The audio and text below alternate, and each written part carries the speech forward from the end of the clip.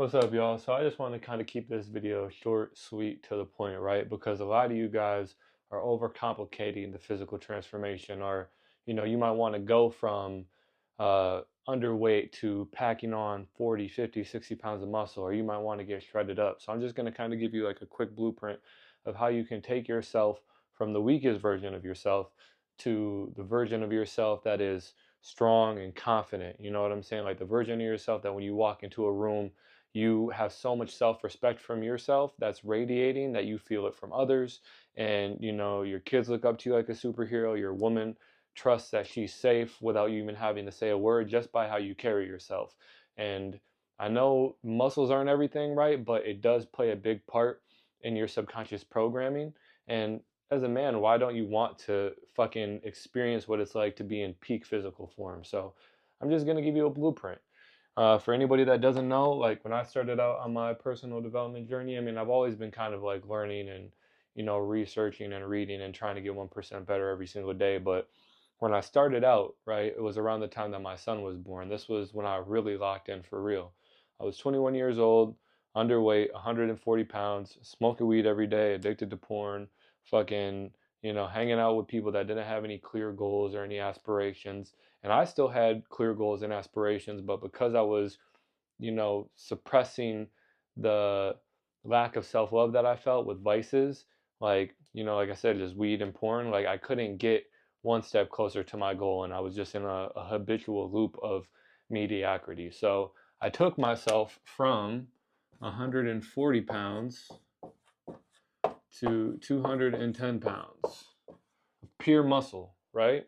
And I'm sure if you look at the thumbnail, you'll see like I fucking I was down bad, man. Like I was severely underweight. I don't want to say severely underweight because that's kind of crazy, but 140 pounds at 6'2" is just not a good look, right? And I got all those comments that I'm sure anybody that's a hard gainer or a hard gainer, right, got like, oh, bird chest, scrawny, like all that shit. It used to drive me fucking crazy, and I hated that shit. To this day, that shit still drives me crazy.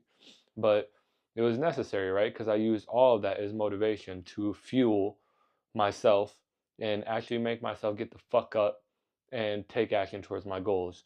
So there's a couple things that you need to understand when it comes to, let's just say, packing on 50, 60 pounds of muscle.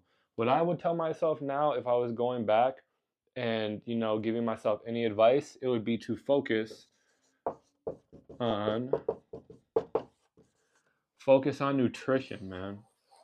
I'm telling you right now, like if you focus on nutrition, if you think of it like, okay, this is going to be 70% nutrition, 30% what I do in the gym, you are going to get results 10 times faster than the person that's applying 70% effort in the gym and 30% nutrition.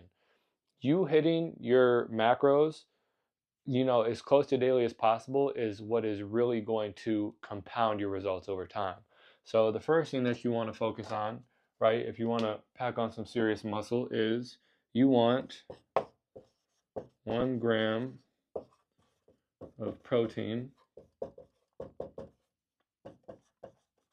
per body weight. Right? So I was 140 pounds. I don't even know how much fucking protein I was getting in because I wasn't tracking it, dude. You know what I'm saying? Like, I wasn't tracking it. I was stressed. I was smoking weed, so I'd get the munchies, but I'd eat a bunch of bullshit. Snacks, cereal, just, you get high. You get the munchies. You want to eat, like, sweet shit. And a lot of that shit isn't good for you. But when I started packing on some serious weight, right, I started focusing on getting 1 gram of protein per my body weight. So I knew I wanted to kind of hit that 200 mark, so I was aiming for 200 to 210 grams of protein, right? That's what I wanted to weigh, so I know, okay, I need to get in this much protein. That alone, within the first year, I added fucking 30, 40 pounds of muscle just because I was under eating severely. And when I started doing the things that were right and I maintained consistency over time, it was a matter of time before I started seeing results. And that's the thing. A lot of people, they think like a physical transformation is going to take a long time. It's really not.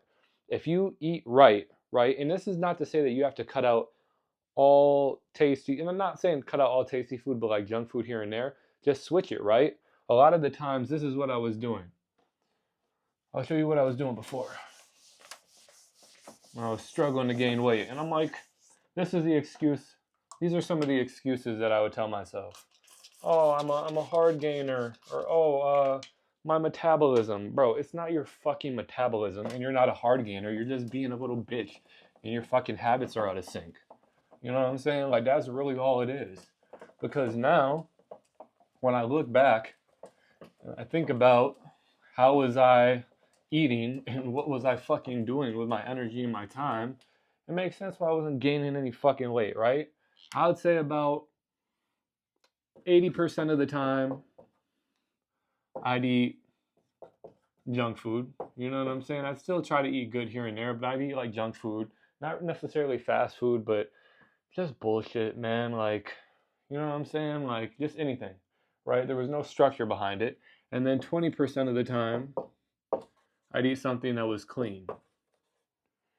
God damn, clean. So 80% of the time I was eating junk food, fast food, Chick-fil-A, chips, sodas here and there, not too much, you know, just every now and then, fucking fruit snacks, just bullshit, man. And then 20% of the time, like, I'd be like, okay, like, let me have like some rice and ground beef, let me have like some rice and a chicken breast. But I was never getting any results because 80% of my efforts were going towards bullshit, and 20% of my results or my efforts were going towards what was actually right. So I just switched it, right? All I did was switch it. So now, right, 80% of the time, or when I first started out, 80% of the time I was eating clean, and 20% of the time I was eating junk food. And just that switch, just that transition, took my results to the next level.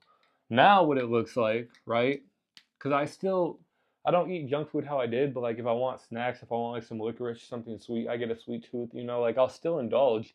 But now it looks like 90% clean foods, and it's more like 10%. I don't even want to say junk food, you know what I'm saying? I'm not even going to say junk food, I'm just going to say like snacking. And so this is how I eat now, right? 90% of the time it's clean, rice, ground beef, sweet peas, steak, eggs, fruit, avocado, like, and then 10% of the time, like if I ever have a super sweet tooth, I'll indulge. But because I'm doing what's right 90% of the time, that 10% really doesn't fucking matter. You know what I'm saying? Or it doesn't have like a super big detriment on my results, because out of 30 days out of the month, right, I'm eating clean 27 of those days.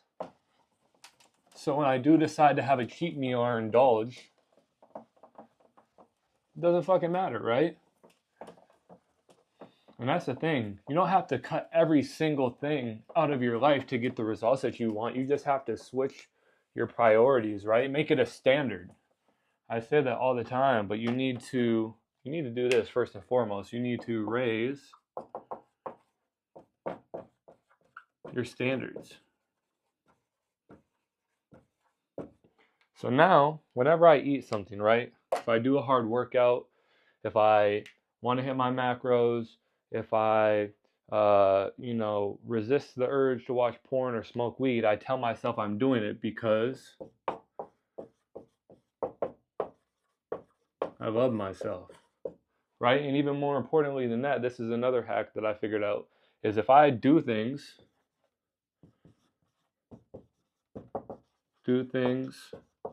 for my future self, that gives me like this is the basis of my blueprint, right? If I wake up and I tell myself I'm gonna wake up at 5 in the morning, right? If I wake up that day and I'm like, fuck, I don't want to do it, I tell myself, no, I'm doing this because I love myself, and my future self would really appreciate it if I came home from that 5 a.m. workout, right, and I hit my macros. Like, you have to do things for your future self, because every habit and every action that you take day to day is casting a vote for that version of yourself 6 months down the road, a year down the road. Right now, your reality is a reflection of the habits of your past self over the last 6 months, or, and so on, the last years. And all your habits and all your actions, they compound over time. So you need to start doing things for your future self. And when you do things for your future self, this is what you realize. You realize something that is super fucking important. and it's going to be about discipline.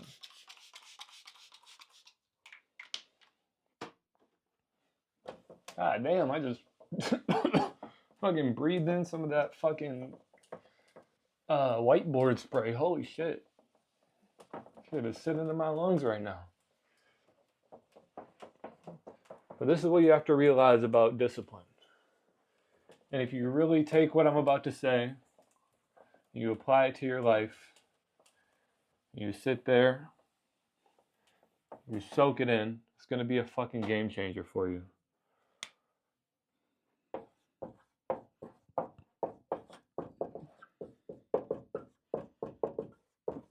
So self-discipline is the highest form of self-love. Write this shit down, man. I promise you, this is going to be a game changer. Self-discipline is the highest form of self-love.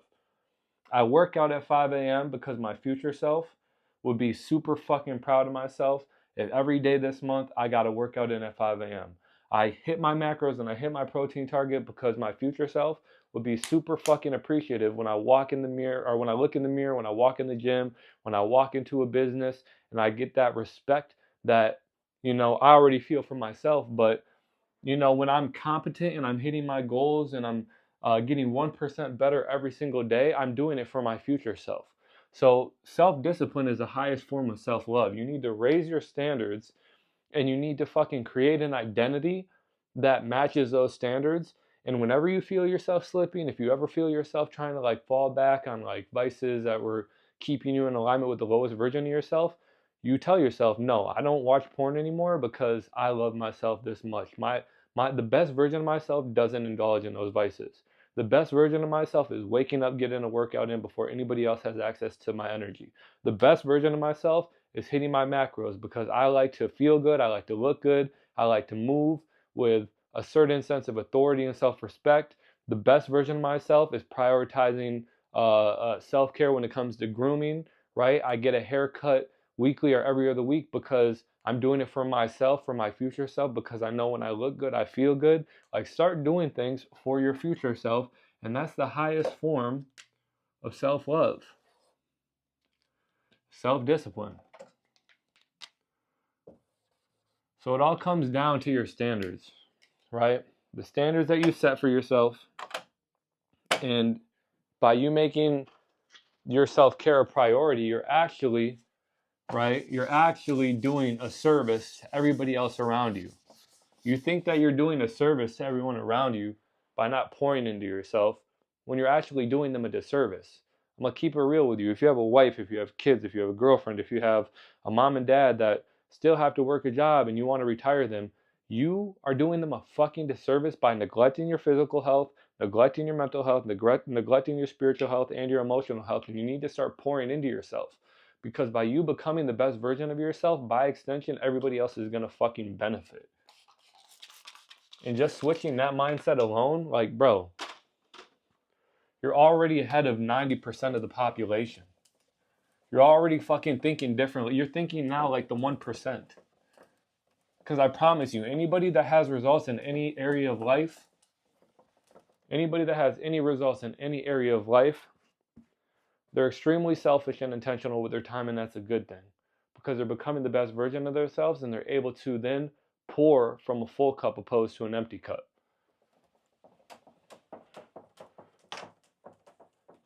You're not helping anybody out. You're not helping anybody out by pouring from an empty cup, my guy. I promise you, you're not. So I'm going to keep this video short and sweet. If you like videos like this, let me know in the comments. I'm kind of switching it up a little bit, but leave your thoughts in the comment. Make sure to like and subscribe, and you can connect with me on Instagram at Riel's Revenge. Peace out.